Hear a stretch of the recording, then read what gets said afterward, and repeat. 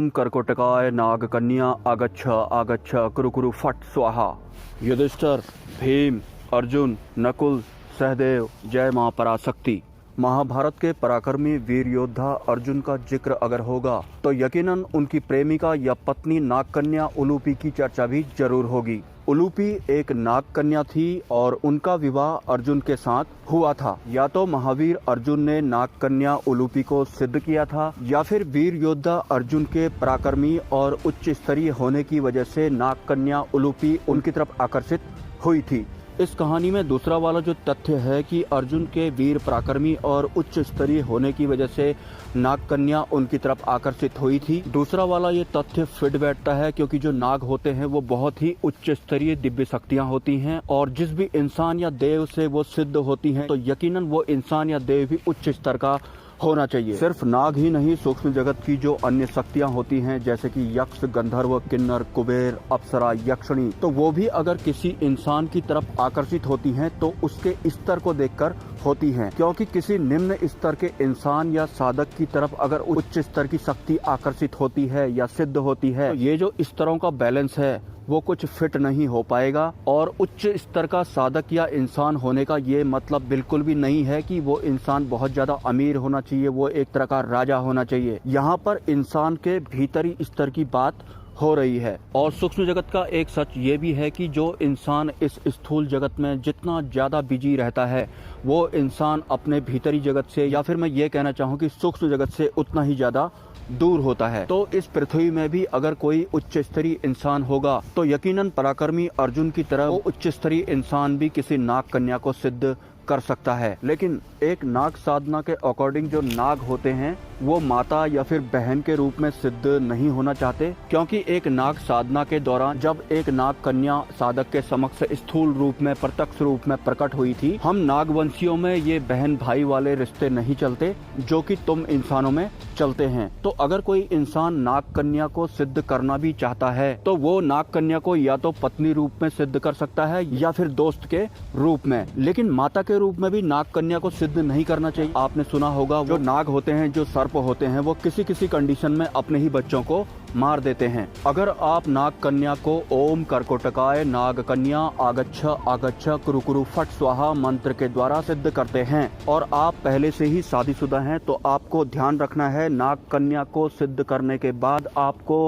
अपनी पत्नी से किसी भी तरह का कोई शारीरिक संबंध नहीं बनाना होता है, अदरवाइज आपकी पत्नी का आधार कार्ड कम होना तय होगा। इसके अलावा अगर आप शादीशुदा नहीं हैं तो भी आप नाग कन्या को सिद्ध करना चाहते हैं तो नाग कन्या को सिद्ध करने के बाद आपको किसी भी महिला को काम की नजर से नहीं देखना है, अदरवाइज उस महिला या उस स्त्री का आधार कार्ड कम होना भी तय होता है। और सूक्ष्म जगत की अन्य शक्तियाँ जैसे कि यक्ष, गंधर्व, किन्नर, अप्सरा, यक्षिणी को अगर कोई साधक सिद्ध कर रहा है और उस साधक से कोई गलती हो जाती है तो एक समय के लिए ये शक्तियाँ तो उस साधक को माफ कर देती हैं, लेकिन नाग साधना के वक्त या नाग कन्या को सिद्ध करने के बाद अगर उस इंसान से कभी भी कोई गलती होती है तो नाग उसे माफ बिल्कुल भी नहीं करते। तो ये भी एक वजह है कि जो नाग होते हैं उनकी सिद्धि प्राप्त करने के लिए बहुत कम लोग तैयार होते हैं। नाग कन्या को सिद्ध करने का एक और गूढ़ रहस्य मैं आपको बता देता हूँ। अगर आप नाग कन्या को सिद्ध कर लेते हैं और वो स्थूल रूप में आपके समक्ष एक सुंदर इंसानी स्त्री के रूप में प्रकट हो जाती है और आप पूरी जिंदगी ही उसके साथ रहना चाहते हैं जैसे कि इंसानी पति पत्नी रहते हैं,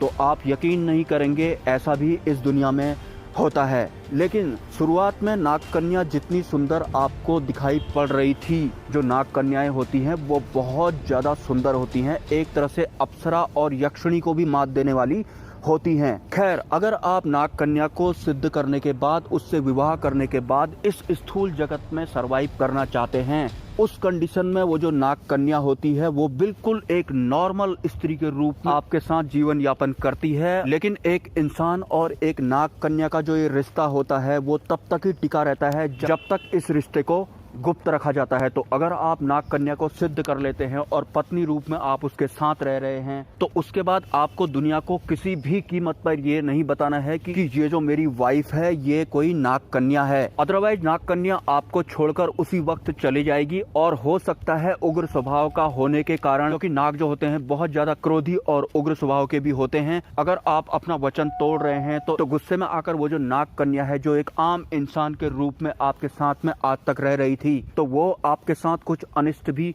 कर सकती है, और ये भी एक परम सत्य होता है। नाग कन्या को बुलाने का जो मंत्र मैं आपको बता रहा हूँ, ओम कर्कोटकाय नाग कन्या आगच्छ आगच्छ कुरुकुरु फट स्वाहा। इस मंत्र का आपको एक गुप्त स्थान पर 5 लाख बार जप करना रहेगा, और आपको अपनी इस साधना के बारे में किसी को भी नहीं बताना है। तो शुरुआत में जो नाग कन्या है वो आपके स्थान पर नाग रूप में ही आएगी, तो आपको डरना भी बिल्कुल भी नहीं है। और उसके बाद जो नाग कन्या आपके समक्ष स्थूल रूप में आई हुई है, वो एक सुंदर स्त्री का रूप ले लेगी, क्योंकि जो नाग शक्तियां होती हैं उनके पास कई तरह की सिद्धियां और शक्तियां होती हैं, तो वो रूप बदलने में भी माहिर होते हैं। और जो इंसान नाग कन्या को सिद्ध कर लेता है, तो वो इंसान धन वैभव संपदा से लबालब हो जाता है। और ये भी एक परम सत्य होता है।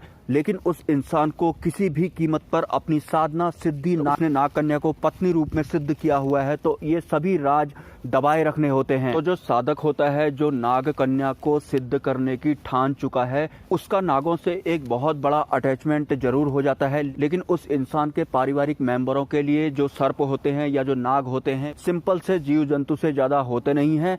तो अगर आप नाग साधना करते हैं, तो पहले ही आपको अपने संकल्प में ये शामिल कर लेना है कि नाग कन्या, अगर आप मेरे स्थान पर स्थूल रूप में आ भी रहे हैं, तो आप सिर्फ मुझे दिखाई दें, मेरे परिवार के किसी भी मेंबर को स्थूल रूप में बिल्कुल भी ना दिखाई दें। क्योंकि सिद्धि पूर्ण होने से पहले अगर नागों का कोई गण आपके स्थान पर आता है, आपके घर पे आता है, और आपके पारिवारिक मेंबर ने उसे डंडा पकड़कर मार दिया, तो यकीन मानिए वो पारिवारिक मेंबर चाहे कोई भी हो, उसका आधार कार्ड कम होना भी निश्चित होता है। तो नाग साधना में आपको ये सावधानियां जरूर बरतनी है। और नागों के जो भगवान होते हैं, नागेश्वर शिव आपने सुना होगा, और नागों की जो नाग माता है वो माता मनसा देवी भी आपने जरूर सुना होगा।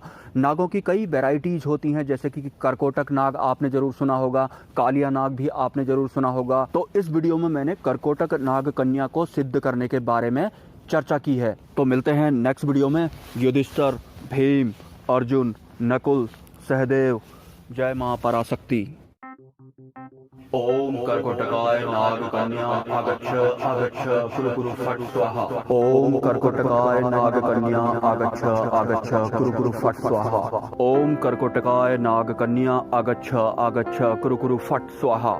ओम कर्कोटकाय नाग कन्या आगच्छ आगच्छ कुरुकुरु फट स्वाहा। ओम कर्कोटकाय नाग कन्या आगच्छ आगच्छ कुरुकुरु फट स्वाहा। ओम कर्कोटकाय नाग कन्या आगच्छ आगच्छ कुरुकुरु फट स्वाहा। ओम कर्कोटकाय नाग कन्या आगच्छ आगच्छ कुरुकुरु फट स्वाहा।